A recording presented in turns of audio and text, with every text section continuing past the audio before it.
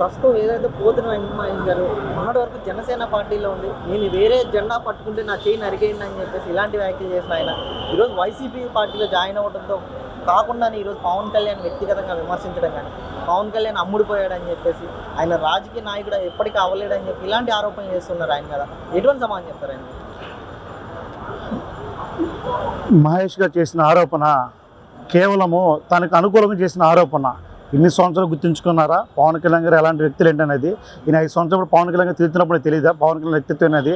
నీకు ఈరోజు కేవలం సీటు రాని ఉద్దేశంతోనే కేవలము వైసీపీ జెండాను పట్టుకున్నావు తప్ప లేనిపోయిన ఆరోపణ చేయడం తప్ప దానికి ఇటువంటి ఆలోచన లేదండి. అంటే ఈరోజు పిఠాపురం ప్రచారంలో పవన్ కళ్యాణ్తో పాటు అన్నా లేచినా కూడా పాల్గొనాలనేది నా కోరిక అని చెప్పి ఇలాంటి వ్యాఖ్యలు చేస్తున్నారు కదా, ఏం చెప్తారు? మీకు 2019లో పవన్ కళ్యాణ్ గారు సీట్ ఇచ్చారు కూటమి అభ్యర్థి కింద. 2024లో పవన్ కళ్యాణ్ సీట్ ఇస్తారు. ఫ్యామిలీ జోలు మీరు ఎందుకు వస్తారు? ఫ్యామిలీకి ఏ సంబంధం? మీకు 2019 మీకు సీట్ ఇచ్చింది పవన్ కళ్యాణ్ గారే కదా. 2024 సీట్ ఇస్తారు. పొత్తులో భాగం అవకాశం ఉంటే మీకు ఇచ్చేవాళ్ళు. అవకాశం లేదు. మీకు సీట్ ఇచ్చేలోపే మీరు వైసీపీతో నాన్నగారితో మీరు కండోలు కట్టించుకొని సీక్రెట్గా మాట్లాడుతుంటే మీకు ఏ విధంగా మీకు సీట్ ఇస్తుంటారు? ఫ్యామిలీకి ఎటువంటి సంబంధం లేదు. ఫ్యామిలీ జోలు రాకుండా మీరు మాట్లాడే అర్హత నీకు లేదా? మన కుటుంబంలో కూడా ఫ్యామిలీ ఉంది కదా, ఒక లేడీస్ ఉన్నారు కదా. ఇదేనా 2 డిగ్రీలు చదువుకున్న వ్యక్తి నువ్వు ఇదేనా మాట్లాడేది? అంటే ఈరోజు నేను ఎన్నో ఆస్తులు అమ్ముకున్నాను కానీ పవన్ కళ్యాణ్ ఆస్తులు కొనుక్కున్నాడు, నన్ను మోసం చేశాడు, పవన్ కళ్యాణ్ లో లోపం ఉందని చెప్పేసి ఇలాంటి ఆరోపణ చేస్తున్నారు కదా, ఏం చెప్తారు? నిజంగా తను ఎటువంటి ఆస్తులు అమ్ముకుంటే ఆస్తుల్ని ఆధార్ కార్డు నెంబరు సర్వే నెంబర్లు బయటికి పెట్టాలి. ఆ మాట చెప్తున్నాడే తప్ప బయటికి పెట్టట్లా. బయటికి పెట్టాలి కదా. నువ్వు పార్టీలు రాకముందు నీ ఆస్తులు ఎంత, వచ్చిన తర్వాత ఆస్తులు ఎంత, నువ్వు ఏ ప్రోగ్రామ్ చేస్తున్నా జనసేన సైనికులు వీరమైన ప్రతిదీ మేమంతా చందాలు వేసుకొని ఎన్ఐలు చందా ప్రతిదీ ప్రోగ్రామ్ కింద చేసాను తప్ప నువ్వు ఏ విధంగా ఆస్తులు అన్నావు? నువ్వు ఏది లెక్క చూపించాలి? దీన్ని లెక్క చూపించాలి కదా.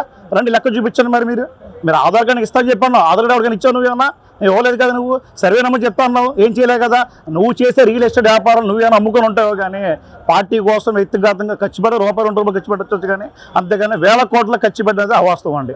అంటే ఈరోజు రాష్ట్ర వ్యాప్తంగా కూడా ఈరోజు కూటమి ఏదైతే టీడీపీ, జనసేన, బీజేపీ ఈ 3 పార్టీలు కలిసి ఒక బీసీ నాయకుడిని మరలా మోసం చేసింది, బీసీలకు అన్యాయం చేస్తుంది. రాష్ట్రం మొత్తం కూడా టికెట్ల విషయంలో కానీ వాళ్ళకి ఇచ్చే పథకాల విషయంలో కూడా గతంలో ఎన్నో మోసాలు చేసిందని చెప్పి ఇలాంటి ఆరోపణలు చేస్తున్నారు వైసీపీ వాళ్ళు. ఏం సమాధానం చెప్తారు?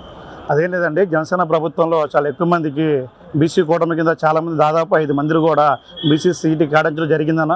నీకు పొత్తులో భాగంగా నీకు అవకాశం ఇచ్చేవాళ్ళమాట. కానీ నీ మీద చాలామంది కంప్లైంట్స్ వెళ్ళిపోయినాయన్నమాట.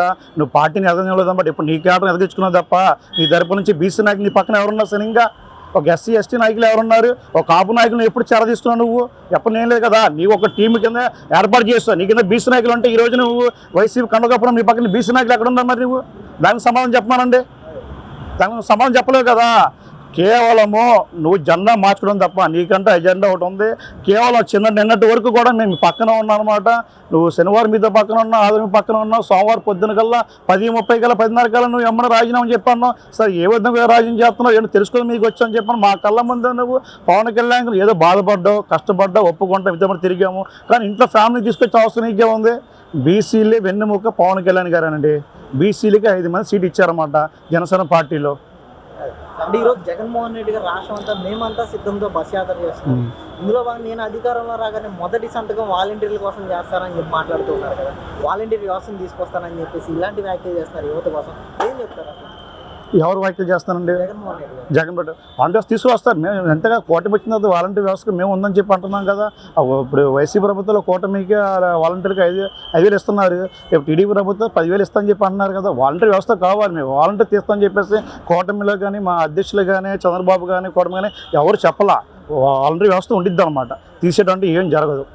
అంటే మరో పక్కన ఏదైతే బీజేపీ పొత్తుతో ఉన్న జనసేనకు కానీ టీడీపీకి కానీ ఓట్లు వేస్తే ఈరోజు ఎంతోమంది మైనార్టీలు రిజర్వేషన్లు రద్దయిపోతాయి అని చెప్పేసి ఇలాంటి ప్రచారం ఇలాంటి ఆరోపణలు చేస్తున్నారు కదా, ఏం చెప్తారు?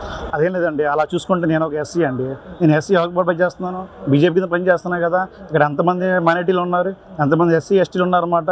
అదేం లేదండి, ఒకప్పుడు ఏదో జరిగింది కానీ అవస్థ. కానీ మరి నరేంద్ర గారి ప్రభుత్వంలో గుజరాతీలో చాలా మంది అక్కడ ఆ బీజేపీ ఫామ్ అయింది కదా. మరి అక్కడ ముస్లిమ్స్ చాలామంది ఉన్నారు కదా. అవన్నీ అలాంటివి ఏం లేదండి, అవన్నీ అపోహలు తప్ప దానికి మీరు ఇబ్బంది పడాల్సిన అవసరం లేదనమాట. అలాంటి మాట ముందుగానే వస్తే పవన్ కళ్యాణ్ గారు ఒకటే ముందు చెప్పారు, మీకేమైనా ఎస్సీ ఎస్టీ మైనార్టీలు కానీ ఏదైనా ఇబ్బంది పడుతుంటే మొట్టమొదటిలో బయటకు వచ్చి చెప్తే ఏం చెప్పిన పవన్ కళ్యాణ్ గారు, మేము పవన్ కళ్యాణ్ కోసమైనా ఎస్సీ అయినా ఎస్టీ అయినా మైనార్టీ అయినా మేము ముందడికి వేస్తున్నాం అంటే మీకు వేరే ఆలోచన పెట్టుకోవాల్సిన అవసరం లేదన్నమాట. అంటే ఈరోజు జగన్మోహన్ రెడ్డి గారు దళితులకి నేను మేనమామగా ఉన్నానని చెప్పి మాట్లాడుతున్నాను. దళితులకి ఇచ్చిన సంక్షేమ పథకాలు ఏ ప్రభుత్వం ఇవ్వలేదని చెప్పేసి ఇలాంటి వ్యాఖ్యలు చేస్తారు.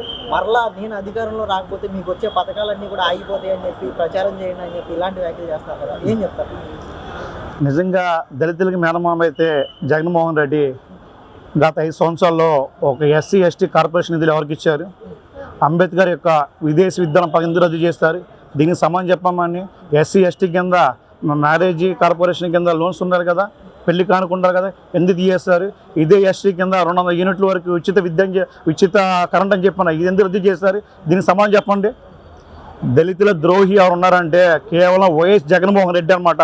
ఒక్కసారి ఒక ఎస్సీ కింద మేము అంతా మోసపోయాము, 10 సార్లు మేము మోసపోవండి. దళితుల ద్రోహి జగన్మోహన్ రెడ్డి మాత్రమే. మరి ఎలా ఉంటుంది అంటారు ఈసారి ఎన్నికలు అనేది? సైనికులు చాలా టఫ్గా ఉండిద్దండి. కూటమి అధికారంలో వచ్చింది. పేద కుటుంబం మధ్యతరగతి ప్రతి ఒక్కరు కూడా హ్యాపీగా ఫీల్ అవుతారన్నమాట. ఈ యొక్క కలయిక కోసం అనేది ప్రజలు ఎన్నో సంవత్సరాల నుంచి ఎదురు చూస్తున్నారు. ఆంధ్రప్రదేశ్ విముక్తి వైసీపీ.